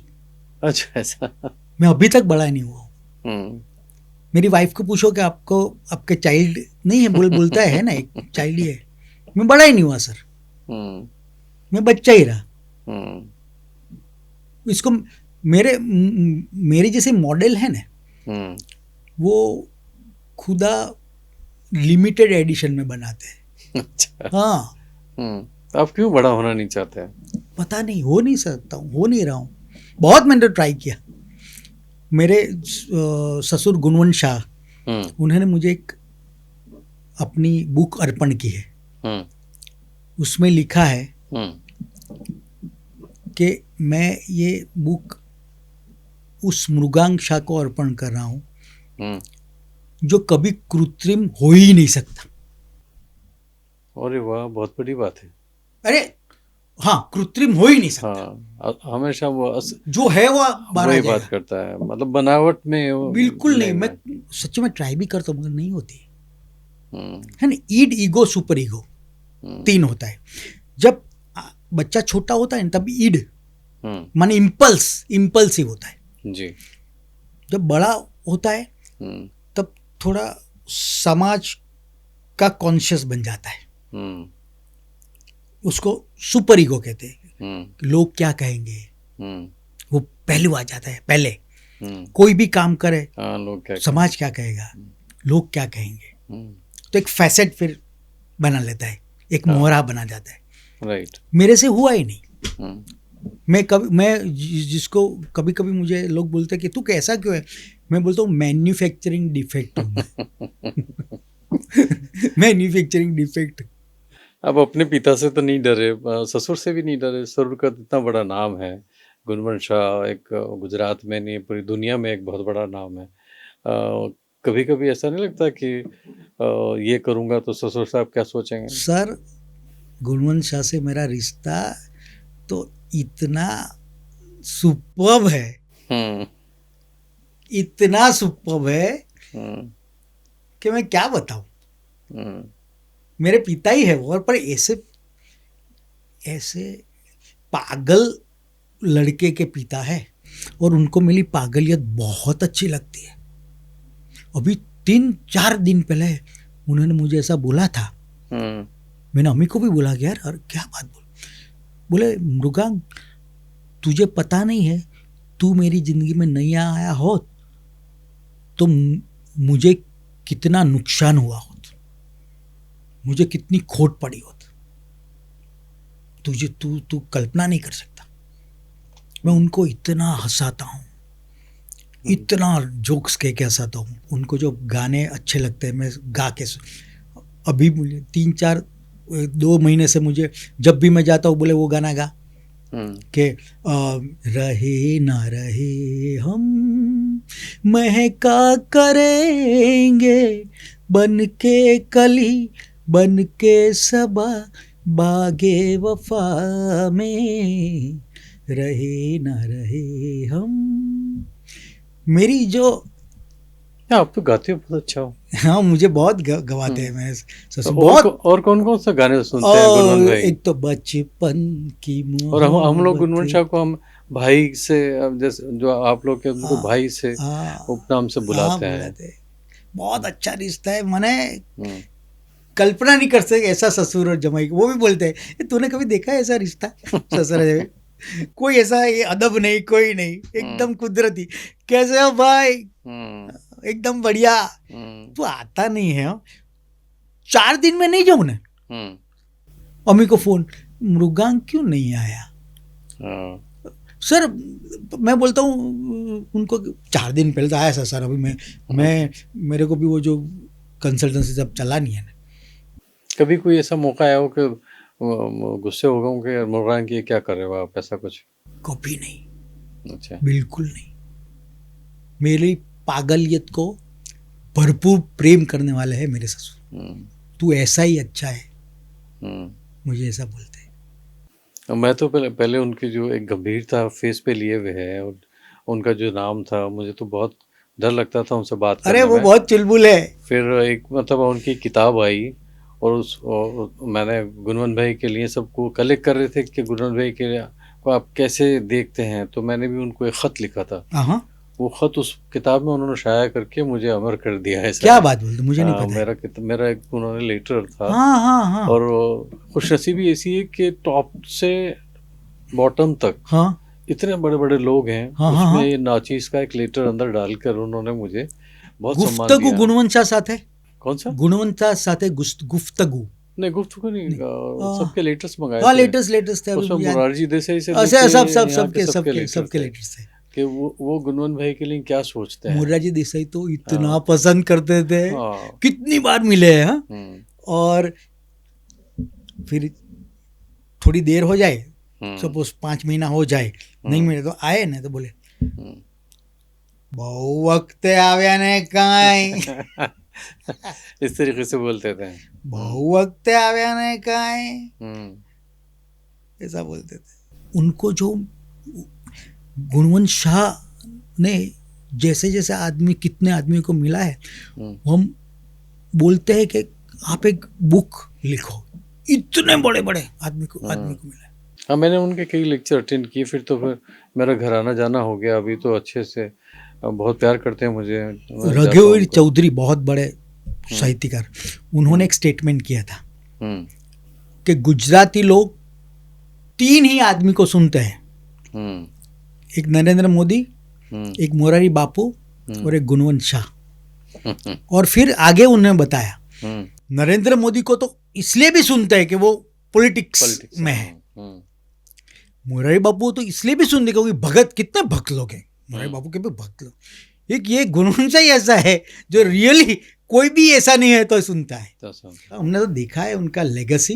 हम्म, सर वो जब लेक्चर्स देते थे पूरा हॉल खिंचा खींच, बाहर भी वो हाँ स्क्रीन, बिल्कुल देखा है मैंने वो वाह, विचारों ना वृंदावन वृंदावन में। में कोई भी लेक्चर वो देते थे। बहुत जबरदस्त। उनका क्रांतिकारी पुस्तक था मन्ना मेघधनुष, जी। वो जब मैंने पढ़ा हम्म, तो मैं इतना उनका कायल हो गया था। हम्म, और तब MSW में फर्स्ट ईयर था, जी। अमीषा मेरे साथ थी, मुझे पता नहीं था कि गुणवंत शाह की लड़की है। अच्छा। तो एक बार हम बैठे थे, हम्म, मैं शरारती था, मुझे तो पता ही नहीं, तो मैंने बोला तुमने मन्ना मेघधनुष गुणवंत शाह का पढ़ा है तुमने कभी? अम्मी को ऐसा लगा कि मेरे पापा की वो कुछ हम्म, उड़ाएगा खिल्ली। हम्म, देखो गुणवंत शाह की खिल्ली मत उड़ाना। हम्म, मैं क्या उड़ाई, तू कौन है? मैं गुणवंत शाह की लड़की हूँ। तू गुणवंत शाह की लड़की? अरे मैं मान ही नहीं सकता। पर प्रेम हो गया देखो अच्छा। अम्मी के साथ तब। हम्म, तो उसमें भी गुणवंत शाह हम्म, का प्रदान है। और मन्ना मेघधनुष प्रेम पे ही लिखी हुई है पुस्तक है, बहुत क्रांतिकारी रिवोल्यूशन पुस्तक है, बिकी भी बहुत। अच्छा, बातों बातों में आपने अमीषा जी का भी जिक्र लेकर है। आपके प्रेम कहाँ से शुरू हुआ उनसे? वो MSW के फर्स्ट ईयर में हम्म, प्रेम शुरू हुआ। और मुझे एक बात कन्फेस करता हूँ कि मेरे जैसे के साथ रहना बहुत मुश्किल सी बात है, कोई ढीला पोजा काम नहीं है। मुझे संभालना बहुत अघरी बात है, क्योंकि कभी मैं ये करूँ, कभी मैं वो करूँ, मेरे को जो मन में आवे वो करूँ। तो अम्मी ने मुझे संभाल दिया, अम्मी ने मुझे एक स्थिरता दी, एक ठहराव दिया, मुझे सहन किया, क्योंकि सहन नहीं किया, मुझे इतना प्रेम किया उसने, from hearts of her heart उसने प्रेम किया मुझे। तो उसको भी थैंक यू बोलना चाहता हूँ। अच्छे से उनका नाम लेके थैंक यू बोलिए। अम्मी थैंक यू वेरी मच, तुमने मुझे संभाल लिया। तू नहीं होती तो मुझे पता नहीं, अभी मैं कल्पना भी नहीं कर सकता कि मैं कहाँ होता, क्या करता। तूने सही मायने में मुझे इतना प्रेम किया, मैं आभारी हूँ। मैं कितना आभारी हूँ मैं बोल नहीं सकता, सही में। अम्मी आप कब से जानते थे उनको? वो मास्टर्स जो MSW करते थे ना, फर्स्ट ईयर से जानता था। मुझे तब मैंने 2 साल किए, फिर मुझे मेजर डिप्रेशन आ गया था सर। उस वक्त साथ दिया आपका उन्होंने इतना साथ दिया, इतना साथ दिया। मगर मैं नसीबदार ऐसे भी हूँ कि मेरे ससुर पक्ष में भी इतना साथ मुझे मिल रहा है, इतना प्रेम। मेरे पापा जब गए तो उनको तो पता नहीं था कि वो ऊपर जाने वाले हैं। वो हर 2 साल में एक बार यहाँ आते थे। मेरे सब अमेरिका है बाय द वे। अच्छा। पूरा। और मैं भी 3 बार जाके फिर मैंने ग्रीन कार्ड वापस दे दिया। हम्म तो पापा वहाँ भाई के साथ रहते थे। हम्म तो एक बार गुणवंत शाह के घर पे गए वो, और बा है गुणवंत शाह का की पत्नी, बा बोलते हैं अभी। उसको बोला कि मेरे इस लड़के को अब आपको सौंप के जा रहा हूँ, अच्छा। अभी वो आपका लड़का। नहीं तो ये गुणवंत शाह जी की फैमिली से आप पहले से परिचित थे नहीं। या अमी शाह हाँ, के गुणवंत शाह से मैं परिचित था, वो उनकी बुक्स बुक्स के पढ़ लिए? के। हाँ। ऐसे कभी मिला नहीं था, हम्म मुझको मिलना था। रिश्तेदारी तो बाद में शुरू हुई। हाँ, गुणवंत शाह को मैं पहले से हम्म। पढ़ता था, तो बहुत बहुत बढ़िया क्रांतिकारी गुणवंत लेखक। भाई ने कुछ ऐतराज नहीं किया आपके दोनों की प्यार के बारे बिल्कुल में? नहीं, बिल्कुल नहीं। वरना जनरली ससुर होते हैं तो सवाल हाँ करते हाँ हैं, हाँ हाँ, इंटरव्यू लेते हैं। आपका इंटरव्यू लिया था नहीं बिल्कुल नहीं, अच्छा। बिल्कुल नहीं। मैंने ऐसा बोल दिया कि सर मैंने आपका मन्ना मैगजीन्स पढ़ा है हम्म और मुझे बहुत पसंद आया है। उसका तो उन्होंने, मैं बोला कि मैं तो आपका कायल हूँ, ऐसा करके पटा लिया ससुर को, दोनों को एक साथ पटा लिया था। दोनों को एक साथ पटा लिया। अच्छी बात है। चलिए थोड़ा सा आगे जाएं। थोड़ा सा अगर मैं कहूँ कि हर रचनात्मक इंसान के भीतर एक बेचैनी होती है, कुछ कहने की, कुछ व्यक्त करने की। कभी कविता बनकर निकलती है, कभी नाटक, कभी फिल्म बन के निकल। तो सवाल ये बनता है कि आपको पहली बार कब लगा कि आपके भीतर एक लेखक या कवि है? 2010 अच्छा। की साल है। मैं अमेरिका ज्यादा में, पुरानी बात नहीं है। हाँ हाँ, मैं अमेरिका में हूँ, मेरे भाई के घर पे। मैं शॉवर ले रहा हूँ, अचानक दो पंक्ति आई और मुझे लिखने के लिए मजबूर किया वो पंक्ति ने। सर मैं एक बात बोल दूं, कविता मेरी हॉबी नहीं है, मेरी मजबूरी है। अच्छा, कैसे? मुझे आती है जब लाइनें, तो मेरे को लिखना पड़ती है, नहीं तो मैं बेचैन हो जाता हूँ। ओह, मेरा शौक नहीं है ये, आई हैव टू राइट। अच्छा। यस, नहीं तो बेचैन हो जाता हूँ। मेरा सोलेस है, आश्वासन है कविता। क्यों ऐसा होता है? क्योंकि मेरे को कुछ कहना है। किससे? मेरा अपने आप से या कुछ लोगों से। आपने बोला ना जो पूछता नहीं है कोई, तो कोई पूछता नहीं है तो फिर मेरे को तो कुछ कहना है, तो मैं कविता लिखता हूँ। हाँ, और मैं सब कविता बांटता हूँ, किसको अच्छी लगती है, किसको नहीं अच्छी लगती है, मगर मैं वो इस हिसाब से मैं नहीं करता। पर मुझे लगता है कि किसी लोग को अपना इसमें दिखेगा, तो ये दिखता भी है। मैं फेसबुक पे कविता लिखता हूँ, कभी 3-4 हफ्ते नहीं लिखी, तुरंत फोन आएगा 2-3 जगह, वे क्यों, क्या हुआ, कविता नहीं लिखते हो आजकल, नहीं भेजते हो? तो मुझे लगा कि चलो भेज देते इस तरह से कर।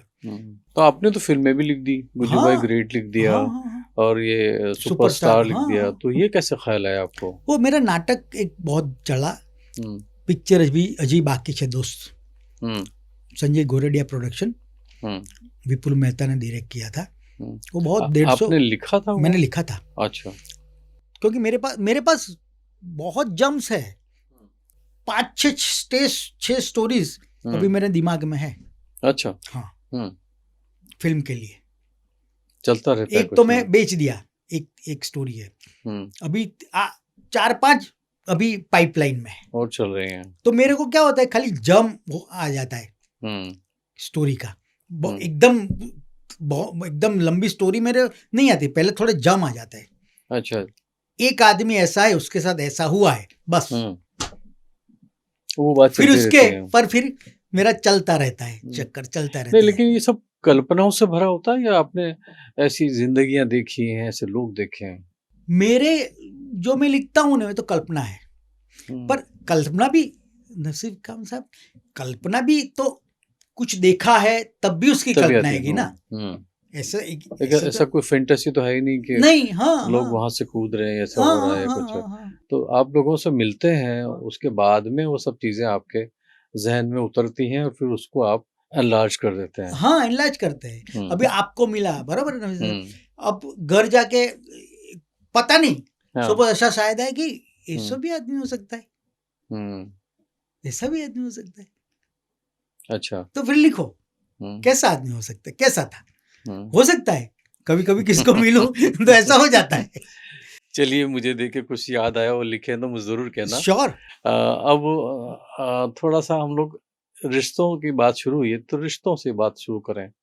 जिंदगी की सबसे खूबसूरत बात यह है कि हम चाहे कितनी भी उपलब्धियां हासिल कर लें, दिन के अंत में हमें याद आते हैं लोग, हमारे अपने लोग।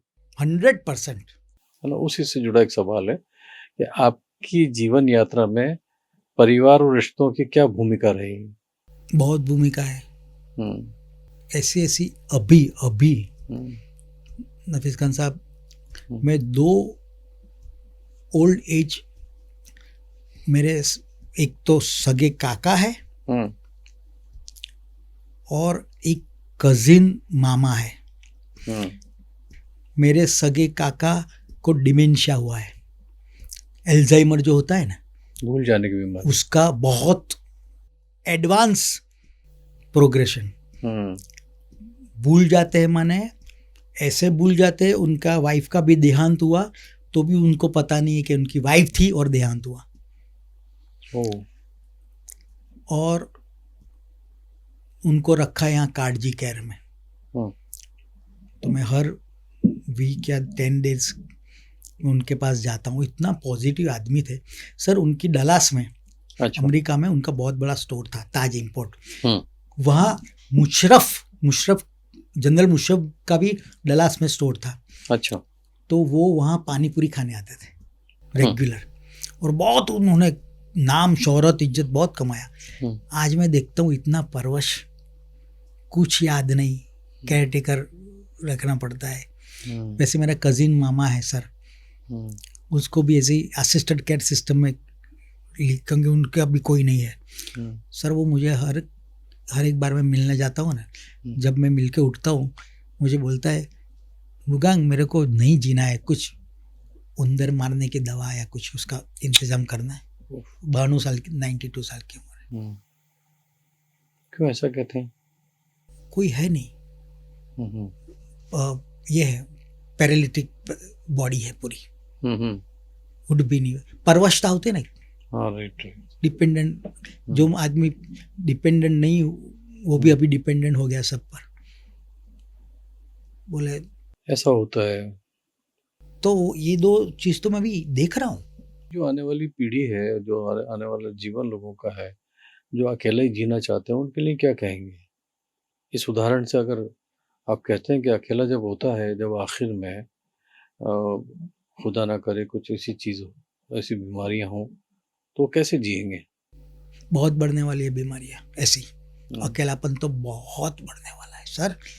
मैं जो सोसाइटी में रहता हूँ, वहाँ का हर एक लड़का लड़की कनाडा है, कोई न्यूजीलैंड है, कोई अमेरिका है, कोई नया, माने यंग लड़का इस देश में रहना ही नहीं चाहता है। और इसके जिम्मेवार मैं भी हूँ, क्योंकि मैंने ऐसी कैसी सिस्टम उसको दिखाई इंडिया की कि उसको लगा कि मेरा भविष्य इंडिया में नहीं है। हमने ऐसा कैसा दिया भारत उसको कि उसको लगा कि नहीं, मेरे को तो बाहर ही जाना है। नई पीढ़ी को भ्रष्टाचार पसंद नहीं है, दंभ ढोंग पसंद नहीं है, सीधा बोलने वाली पीढ़ी है। अंदर कुछ कांचा पाचा या लुच्चा ये नहीं चाहिए। हम सब दम्भी आदमी है सर, ढोंगी आदमी है। बोलते क्या है, करते क्या है, बोलते ये है, करते ये है, दोहरी जिंदगी उनको नहीं। तो पूरे अकेला, loneliness is the biggest disease, biggest. इतना लोनलीनेस आने वाला है सर, इसका कोई निवारण नहीं है। कोई निवारण नहीं है। केयर टेकर का बिजनेस बहुत चलेगा सर, जो भी मैं लिख के देता हूँ। जो भी केयर टेकर बनेगा ना सर, क्योंकि चाहिए ना, कोई तो चाहिए ना केयर, जब उम्र बढ़ जाएगी तो। वैसे अभी भी देखिए ना, आपके लोनली, आपने कहा कि अकेला रहने की जो आदत है, तो अगर कुछ होता है कि घर में बच्चे हो ना हो, ब्लिंकिट है ना, जोमेटो है ना, सब चीज़ें, पोर्टर आ गया अभी तो बाल बच्चों की वो जो एक ज़रूरत होती थी इंसान को कि मेरे बुढ़ापे में सहारा बनेंगे, तो अब तो अगर पैसा है तो आप भी सेवाएं ले सकते हैं। सर वस्तु डाउनलोड हो सकती है, सुख डाउनलोड नहीं हो सकता है सर। बहुत अच्छी बेड खरीद सकते हो, नींद नहीं खरीद सकते आप। Very true. हाँ वही है। अरे भले ना ब्लिंकिट विंकिट आया वो सब, ये जो कोई बात करने वाला नहीं मिलेगा तो क्या करेंगे? बात करने वाला तो कोई चाहिए ना। हो सकता है उस वक्त ऐसी कोई एजेंसी आ जाए जो आपसे बात किया करे। हो सकता है। और एक डेनमार्क में एक लाइब्रेरी है, उसमें क्या है पता है,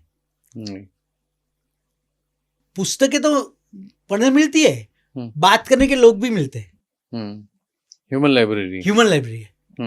क्या आपको बात करना तो कोई आएगा। तो आपको इस कार्यक्रम में वो सब चीजें नहीं लग रही कि हम भी वही कुछ तैयार तो कर रहे हैं ना। This is one type of therapy sir. हमको सर आपको पता नहीं है कि आप क्या कर रहे हो, सही बोलता हूँ। In a different way you are giving psychotherapy and you are also getting psychotherapy. हाँ बिल्कुल, जो चीजें आपको हैं वो मुझे भी हैं। आपको जितना मजा आता है बात करने में, मुझे इतना ही मजा आता है आपको बात करने में, because you are social animal.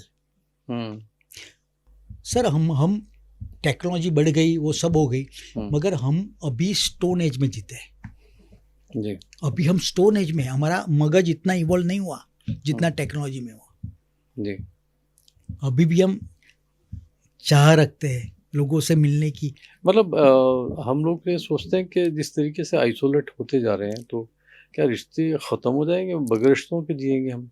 कैसे जिएंगे मुझे बताओ, कैसे जिएंगे? ये शक्य ही नहीं है ना।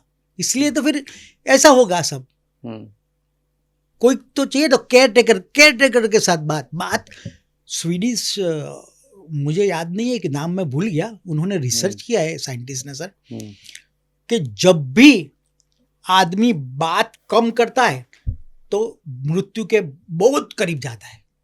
अच्छा, बातें करो, बातें चालू रखो। हम बोलते हैं, मेरी मम्मी है ना, वो आधा घंटा फोन पे बात करती है। अच्छा है, कुछ भी गॉसिप करो पर बातें करो, बातें करना चालू रखो। उसने स्वीडिश वैज्ञानिक ने किया है। द मोमेंट, पता है क्या होता है, जब हम गड़पण में जाते हैं ना, जब ओल्ड में, तब हम बोलना कम कर देते हैं, हो जाता है। तब से शुरू होती है सब रामायण। You should speak. चलिए उस टाइप के भी हम कुछ सवाल आपसे मैं करूँगा, लेकिन फिर मैं वापस आपको घर पे ले जाता हूँ। और आपने जैसे मैं पूछूं उसके पहले काफ़ी सारी बातें तो बता दी, फिर भी एक सवाल तो बनता है कि आपकी पत्नी के साथ आपका रचनात्मक से रिश्ता भी रहा है, ये साझेदारी कैसी रही? बहुत बढ़िया। थोड़ा सा एक्सप्लेन कीजिए। हाँ देखो, हमने जब हम तो बेसिकली प्रेम में थे और हमने शादी की और ये सब, तो हम जहाँ भी रहे ना, वहाँ हमारे पास पैसे नहीं थे। जब शादी के 10 साल तक ऐसा नहीं था कि हम पैसे नहीं थे, माने मीडियम पैसे, जितना मध्यम परिवार, पर बहुत अच्छी तरह से रहे। उसमें भी हम बहुत अच्छे रहे। उसकी जो अम्मी का जो विजन है, उसकी जो प्लानिंग है, बहुत बढ़िया है। अब मैं बोलूँ नफीस खान साहब के, सपोज मैं एक लॉरी चलाता हूँ और अम्मी मेरी वाइफ है। अच्छा। खाली 15,000 रुपये हम कमाते हैं सपोज, तो भी इसमें भी हम सुखी रह सकते हैं। अम्मी का ऐसा विजन है। क्या वो उसमें भी सपोज झोंपड़ी ले रहे हैं तो झोंपड़ी होगी स्वच्छ एकदम। गुणवंत शाह ने एक प्रयोग किया था जब ये लोग छोटे थे ना अमीर घर में, कि आज हम 2 महीने तक ऐसा जीने की कोशिश करते हैं जैसे हम गरीब हैं। तो कैसे जिएंगे? तो उन्होंने इसमें भी गरीब लोग भी अच्छी तरह से जी पाते हैं सर। एक झोपड़ी एक महल से अच्छी हो सकती है सर, बिल्कुल हो सकती है। गरीब आदमी भी अपना सुख ढूंढ निकालता है। देखना सर, हमको ऐसा लगता है कि गरीब है तो बहुत दुखी है, ऐसा नहीं मानने का सर। वो अपनी तरह से अपने सुख निकाल देता है। अभी गुणवंत भाई की एक आर्टिकल लिखा था वो एक लाइन याद आ रही कि बेटी का ब्याह वहाँ मत करना जहाँ किताबें ना हों। तो आपके साथ में बेटी का ब्याह किया तो क्या किताबें देख कर किया? नहीं, मुझे पढ़ने का शौक तो था ही ना, तो जी। किताबें तो बहुत थी मेरे पास, उसमें ये नहीं। वो प्रेम शायद को इसीलिए माफ किया आपको। इसलिए माफ किया। पर वो प्रेम को बहुत हाइट पर ले जाते हैं और मानते हैं, जी। और वो ऐसा मानते हैं कि बहुत अच्छा लिखा उन्होंने एक बार, कि वो पता है आपको, वो हमको गलियों में दो प्रेमी खड़े रहते हैं, पता है आपको, वो स्कूटर पे होते हैं, दो बातें करते हैं। गुणवंत शाह लिखते हैं कि ये इतना पवित्र समय है उनको लिए कि उनको डिस्टर्ब करे बिना हमको वहां से निकल जाना है। ये जो हो रहा है वो इतना पवित्र है, पायस है। तो उनका सोचने का प्रेम के लिए बहुत अलग है साहब, बहुत अलग। वो बोलते हैं कि दो जन की सम्मति है, अपने तीसरा कोई उसको कुछ नहीं करना चाहिए, भले वो दुखी हो। प्रेम है ना, क्या उनकी सोच है कि वो जब आपको दिखाई देते हैं कि वो लड़की लड़का स्कूटर पर बातें करता है कुछ भी, तब देखो क्या क्या होता है। वो प्रेम की बात करते हैं, वो खून नहीं करते हैं किसका, जब भी साथ में होते हैं तो कैसे करेगा खून, किसको मारते नहीं है, ऐसे विचार नहीं करते, खाली प्रेम का ही विचार आता है। तो कितनी पवित्र बात है। तो उनको ये बहुत पवित्र घटना हो रही है, आप देख नहीं पा रहे हो, ये बहुत पवित्र घटना हो रही है। चुपचाप उनको डिस्टर्ब करे बिना हमको वहां से निकल जाना चाहिए। ये लेखकों की और कवियों की कुछ दुनिया अलग होती है, पर सर प्यार ही प्यार होता है। नहीं सर, गुणवंत शाह के लिए मैं ऐसा बोलता हूँ कि जो लिखा वो जिया। अच्छा, 100% जो लिखा वो ही जिया, नो कॉम्प्रोमाइज। लिखने के लिए कुछ और रही है। हाँ, ऐसे बहुत, अरे बहुत। See that is talent, that is called talent. मेरे पास टैलेंट बहुत है, इसलिए मैं लेखक बन जाता हूँ। पर मेरा जीवन देखो, कुछ नहीं, जीरो। यस, बहुत सही बात कही। जीरो बोलने के लिए तो मैं बहुत अच्छी बोल सकता हूँ, प्रेम ये वे। मतलब अपने लेख अपने ऊपर आधारित हो, ऐसा बहुत कम होता है। बहुत कम होता है, बहुत कम होता है। आप बड़े बड़े लेखकों की, लियो टॉल्स्टॉय कितना बड़ा लेखक, सर उसकी वाइफ को मारता था, हर रोज मारता था, दारू पी के दुध होके। इतना बड़ा लेखक जिसने गांधी को इंस्पायर किया था। अच्छा, हाँ, लिखता था बहुत बढ़िया, सही में फिलोसॉफिकल, बहुत बहुत हाँ, अच्छा। गांधी जी ने बुक में जिक्र किया उनका। हाँ, लियो टॉल्स्टॉय और रस्किन। जीके बताओ, जो लिखा हुआ जीके बताओ, बहुत कठिन है सर, बहुत कठिन है। चलिए थोड़ा और आगे बढ़े कि मृगांक भाई, क्या कभी ऐसा दौर आया है जब आपको खुद को संभालना मुश्किल लगा? अभी तक यही दौर चल रहा है। इतनी सारी बातें आपने तो बता दी ऑलरेडी।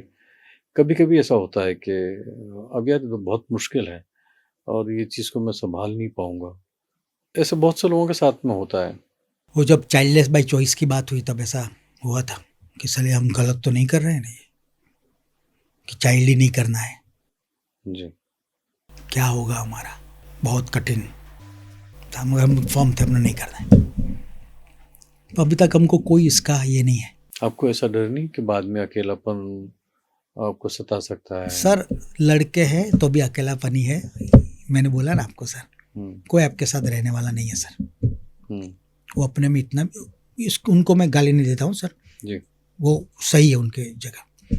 वो ऑस्ट्रेलिया हो गए, कोई जिनके हैं वो भी तो अकेले ही हैं। वही तो ना, वही तो बोल रहा हूँ, जिनके हैं वो भी अकेले ही है, बिल्कुल अकेले है। ये तो अपेक्षा ही नहीं रखने की तो सवाल ही नहीं, यहाँ तो अपेक्षा, वहाँ तो एक एक्सपेक्टेशन भी आती है, इसलिए भी प्रॉब्लम होता है। देखो मेरे लड़का ने मेरे को मेरा सुना भी नहीं, मेरा ये भी नहीं, तो और दुखी था वो, अकेले और दुखी था। मतलब दोनों ही तरफ की जो बात है वो थोड़ी मुश्किल लगती है मुझे, थोड़ी मुश्किल। मतलब किसी को सही नहीं ठहरा सकते कि ये सही है या वो सही है। मुश्किल तो दोनों तरफ ही है, दोनों तरफ। प्रोग्राम का बिल्कुल आखिर में पहुंच रहे हैं हम।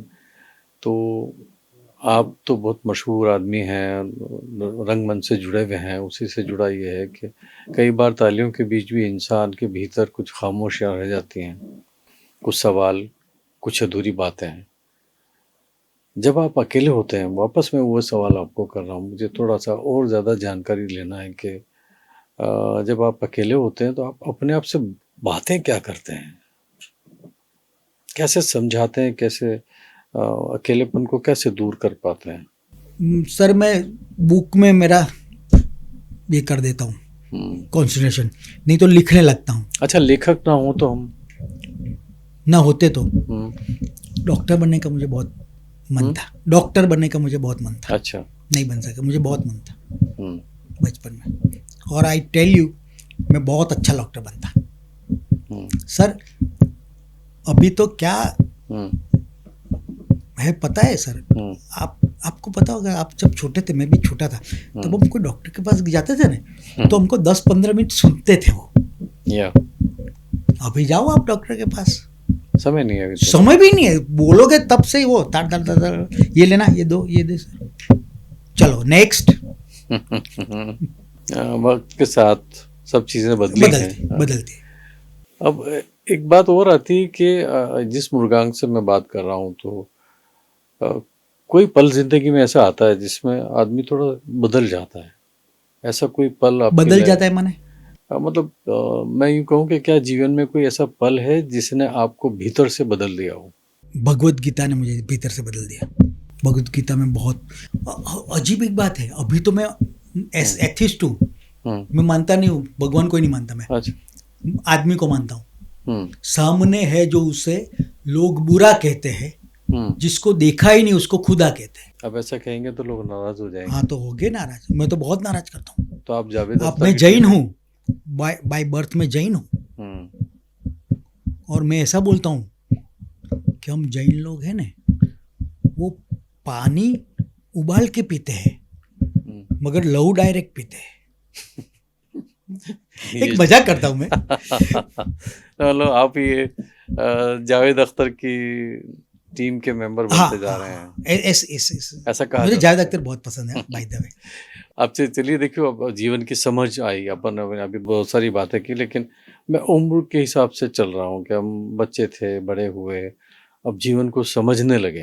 तो उससे रिलेटेड अगर मैं आपसे कहूँ कि समय के साथ साथ इंसान बहुत कुछ सीखता है, और शायद वही अनुभव दूसरों के लिए रोशनी बन जाते हैं।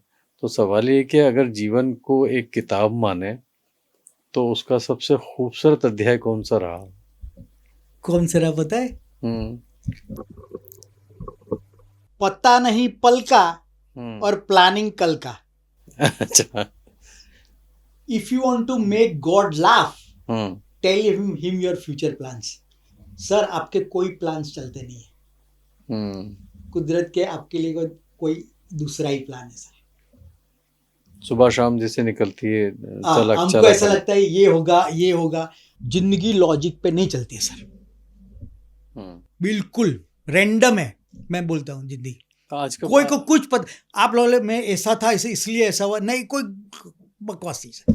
आपको मेरे को कुछ पता ही नहीं बेसिकली। सोक्रेटिस ने भी बोला था कि सबसे बड़ा नॉलेज क्या, कि मुझे कुछ पता नहीं है, वो सबसे बड़ा नॉलेज। सही में सर, हम ऐसा बोलते हैं कि ऐसा हुआ इसलिए ऐसा हुआ, ऐसा कुछ नहीं है सर, सब रैंडम चलता है सर। चलिए, बातों का बिल्कुल आखिरी दौर चल रहा है। अब एक वो सुफियानी बात हमेशा होती है कि हम जो अपनी ज़िंदगी जिए, तो अब लोगों से, आने वाली पीढ़ी से आप क्या कहना चाहेंगे? आज की युवा पीढ़ी को आप क्या सलाह देना चाहेंगे? एक ही सलाह, अपने अंदर रहे बच्चे को जिंदा रखना पूरी जिंदगी, नहीं तो अपने आप से आप कंटाल जाओगे, बोर हो जाओगे। बच्चा जिंदा रखना। अच्छा, ये एक दुविधा है मेरे लिए, मेरे खुद के लिए पूछ रहा हूँ मैं कि ये जो बात है, आपके जो शब्द हैं, लाइन है कि अपने आप में बच्चे को जिंदा रखिए, कैसे रखा जाए?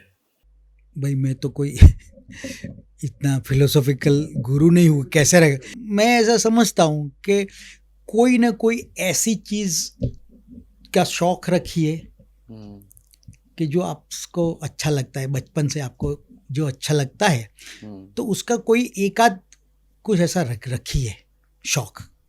थोड़ा और डिटेल में इसमें बात करें, क्योंकि बहुत से लोग इसमें कितनी मरतबा होता है ना कि कोई शेर और या मैंने कविता का छंद पढ़ दिया तो बात तो बहुत तालियों से हो जाती है, लेकिन वो जब प्रैक्टिकल ढूंढने जाते हैं, जब उस क्षण को जो मैं सुन कर आया हूँ वो जीने जाते हैं तो वो संभव नहीं होता।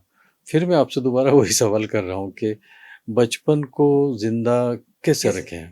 एक ही 2 लाइन में जी। सबसे बड़ा रोग क्या कहेंगे लोग, क्या कहेंगे लोग को भूल जाइए। अपने को जो अंदर की इच्छा है वो ऐसी इच्छा, माने ऐसे नहीं कि मैं इसको ये कर दूं मैं वो कर दूं, मगर उसको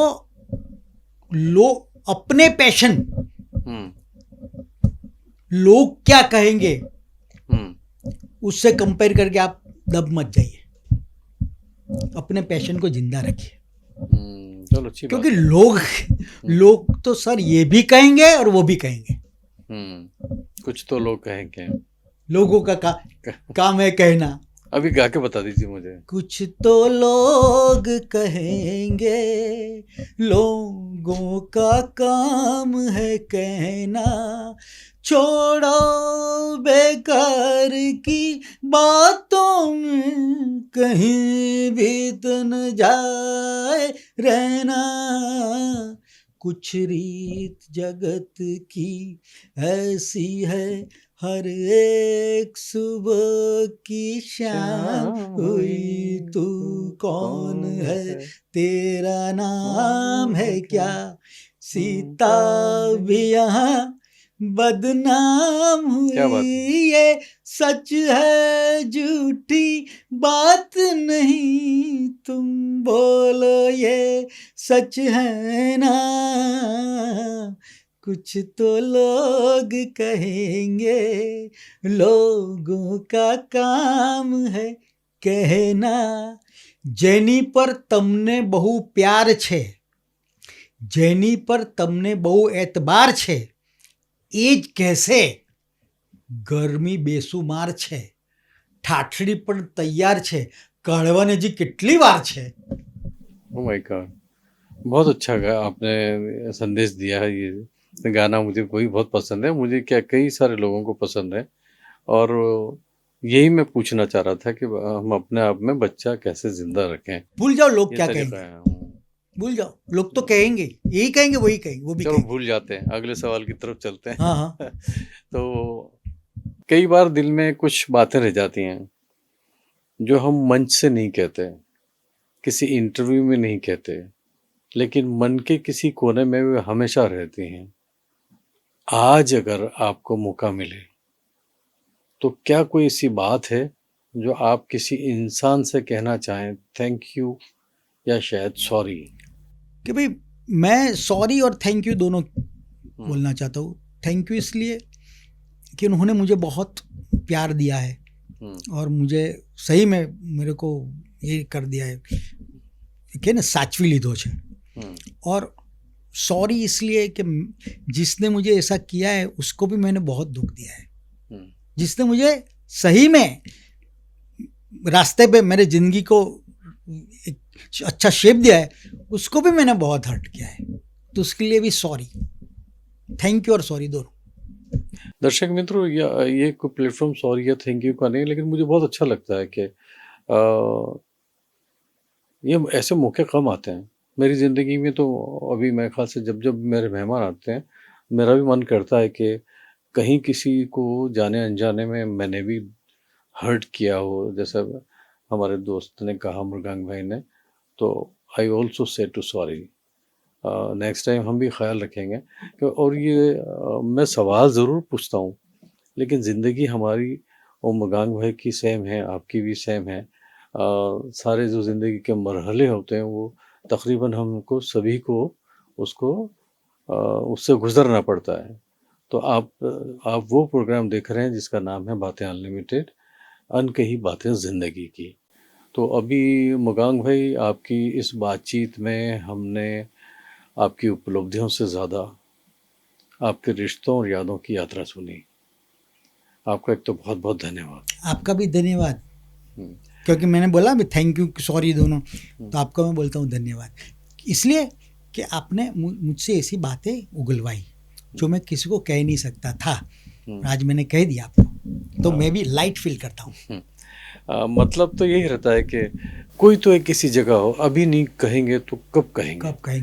अब ये ज़िंदगी का वो पड़ाव है कि जहाँ हमें कह ही देना चाहिए कि मुझसे गलती हुई है, या मैं तुमसे प्यार करता हूँ, या मुझे माफ़ कर दीजिए। तो ये सब चीज़ें हमें बातचीत में करना चाहिए। और इस प्रोग्राम का डिज़ाइन भी मगांग भाई ऐसा किया है हम लोगों ने कि इसमें नो फॉर्मेलिटीज़, नो इस टाइप का, जैसे लाइटें ज़रूर जली हैं, ये कैमरे की डिमांड है इसलिए। बाकी हम लोग जनरली जिस लाइटिंग में कहीं मिलने जाते हैं, अपन बात करते हैं, वैसे ही कि कैसे हैं मृगांक भाई, क्या चल रहा है, तो ज़्यादातर लोग कहते हैं कि बहुत सारू छे। वो सबसे बड़ा झूठ रोज़ सुबह से शाम तक हम बोलते हैं। लेकिन कुछ दोस्त ऐसे होते हैं कि कहते हैं कि यार कैसा चल रहा है, तो मन करता है कि इसको सब बता दूँ। और हम लोग ऐसा मानते हैं कि जब विश्व परिवार है तो फिर क्यों परहेज नहीं करना चाहिए। जो बातें हैं जिनसे मिल जाए ठीक है, फिर वो आपकी बात तो है ही, जो बरसों पहले किशोर कुमार जी की आवाज़ में हम सुनते आए कि कुछ तो लोग कहेंगे, तो कहने दो। अगर वो भी तुम कहोगे तो फिर वो क्या कहेंगे। गुरु गौड़ गोपाल जी का एक मैंने प्रोग्राम सुना था, उसमें कहा था कि छोड़ो बेकार की बातें, अगर वो भी तुम सोचोगे तो वो क्या सोचेंगे।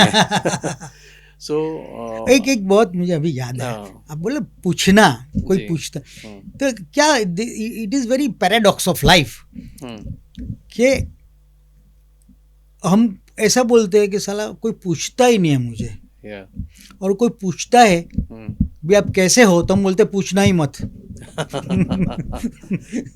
पहले ऐसा बोलते हैं, पूछते नहीं है। और कोई बोलता है कि कैसे हो, बोले पूछना ही मत। हाँ, ऐसा भी होता है। अलग अलग लोगों के साथ अलग अलग सिचुएशन स्थिति होती हैं। तो चलिए, एक तो बहुत बहुत शुक्रिया आप हमारे कार्यक्रम में आए, और आपने अपने जीवन की जो खूबसूरत पल हमारे साथ साझा किए। आप सभी सुनने और देखने वालों का भी धन्यवाद।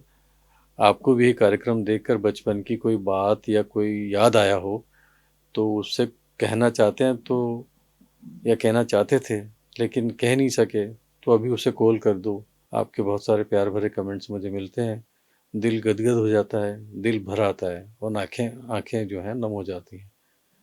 बहुत शुक्रिया आपके प्यार का। फिर मिलेंगे उस कार्यक्रम में जिसका नाम है बातें अनलिमिटेड, और करेंगे ढेर सारी अनकही बातें ज़िंदगी की, एक और इंसान की कहानी के साथ। नमस्कार।